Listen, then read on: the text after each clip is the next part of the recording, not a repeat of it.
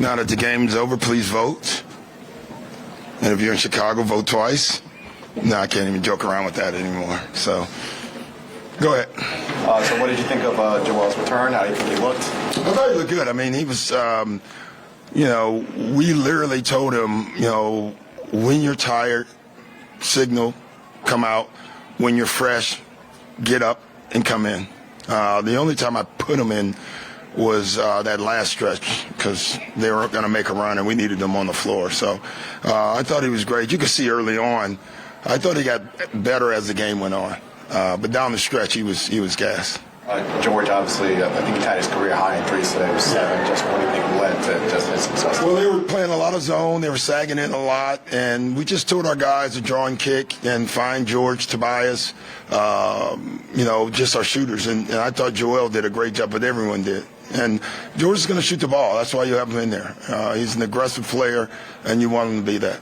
You talked a lot last week about how important this stretch is with Joel, just taking your time, getting him integrated. Yeah. Is the style you talked about just there with him waving and saying I'm tired, is that going to be it's a good question. I don't know the answer. I don't know how long.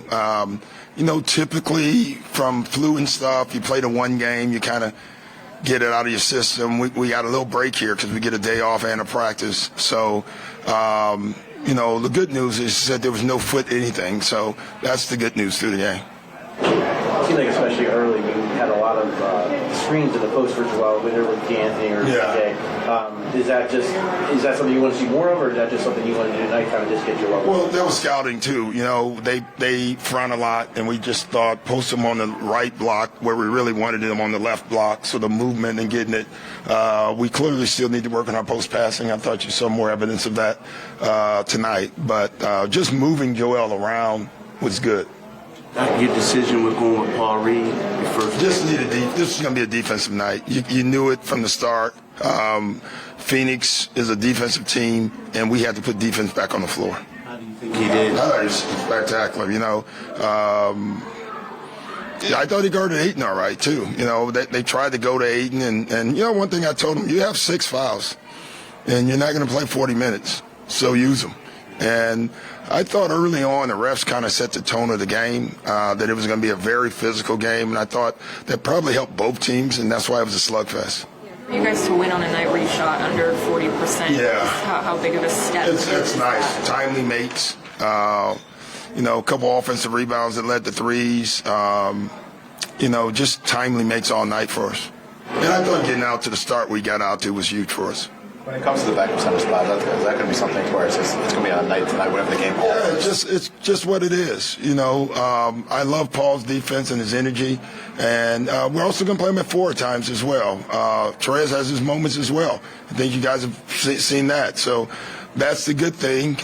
We've really not run into anyone size-wise that has overwhelmed us when those 2 guys have been yet. It's not that many bigs that can do that, and usually Joel would match up with that. Now tonight we were really worried. The one stretch, Joel, we were laughing like he picked the worst possible time to signal because Ayton was coming back into the game.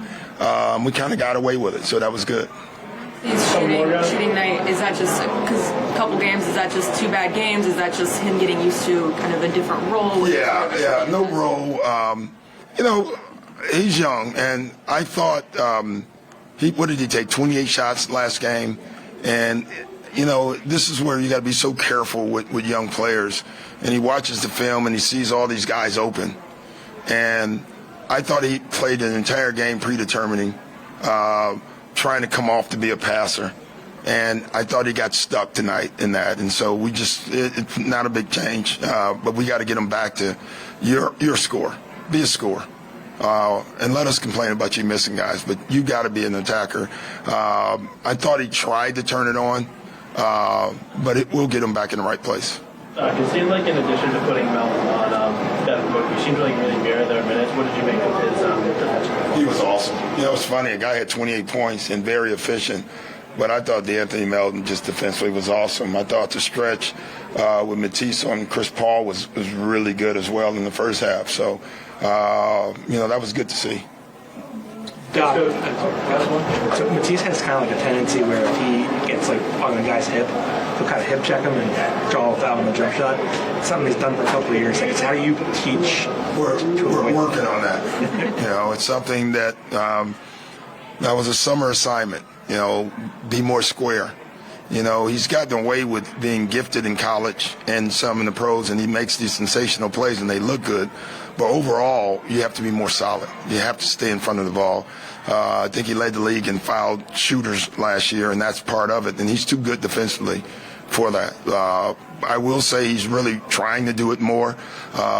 He picked the ball up full court 3 or 4 times early in the game. That's another addition that we feel like he can be great at. So, but that's a big one there. Like, if he can be more solid defensively, he could be dominant defensively. I believe that. I guess is that more like a footwork thing, or just like a rough? That's a habit that you have to break, and at times he does it, and at times, you know, the problem is down the stretch, and he goes back to what he does, and that's something that he's honestly working on, and he knows that.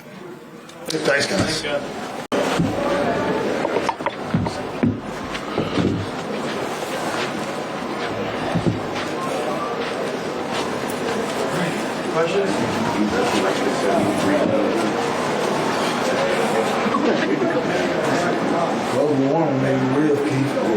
I don't know. It's 70. Today it was like 77 in November. It's crazy. Tobias, what did you make out of Joel's return tonight? Man, forget Joel.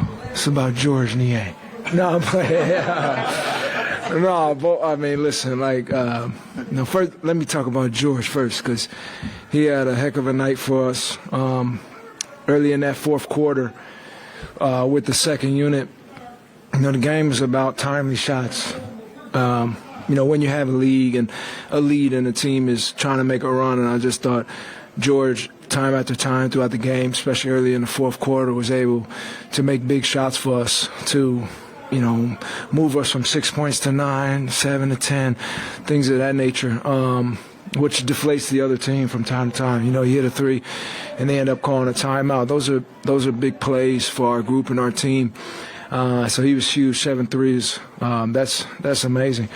You know, Joel, just to have his presence out there, his dominance, you know, on the basketball court, and how much attention he brings on the offensive end was big for us. I mean, we knew when we played the Knicks that we missed him out there. We just needed, you know, if we could have got like 12 minutes from him, I thought we would have been all right. But, you know, just to have him back tonight was big for us, and I think you know, I know that was a big win for our group and a well-needed one. It felt like Joel was trying to get you on the post a few possessions. Was that something you could feel? Yeah, I mean, you know, he was in my ear to keep going down there and going to work and try to get to the free throw line and create some easy baskets. So, you know, a lot of plays he was calling my number and making sure the ball got there. And for me, it's just to make the correct play out of that. I think, you know, when we have that type of balance, you know, to allow me to post up from time to time, it opens up the floor so we can run more sets and create more space for Joel when he's ready to ISO as well. So just that balance is huge for us. And but yeah, he was definitely, you know, really emphasizing me getting the basketball on the block.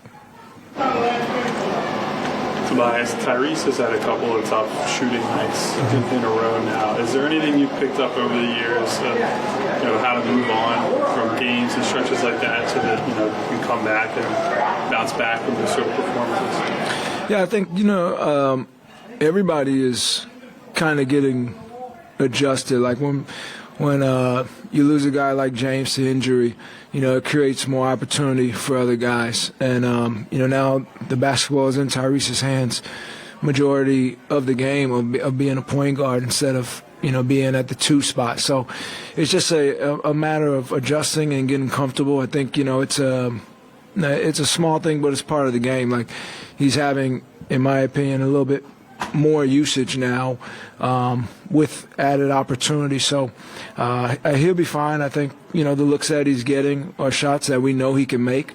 And I do think for some times, like, he's getting in the paint, and there's a lot of contact. So I think that from time to time he's going to start to get more of those calls, and that will kind of shake out some of the shooting percentages. But overall, I think in terms of the three, his shot looks good, and he's getting good looks, and he's still still shooting it at a high clip on the year so far. So he'll be fine. It's just a little bit of adapting, I think. What about the job as one goes against Devin Booker? Oh man, DeAnthony was great. I just think all night his presence was felt on the defensive end, whether it be him scramming time after time. If we did get beat, but his ball pressure was awesome, and we know. D Book is going to get good looks, and he's a scorer and he's going to make shots. But I thought the biggest thing was every look that he got needed to be contested, and a harder look than just an easy pull up or easy plays. And I thought DeAnthony did a great job of just being in his airspace and making him take tough looks time after time. Thanks, guys.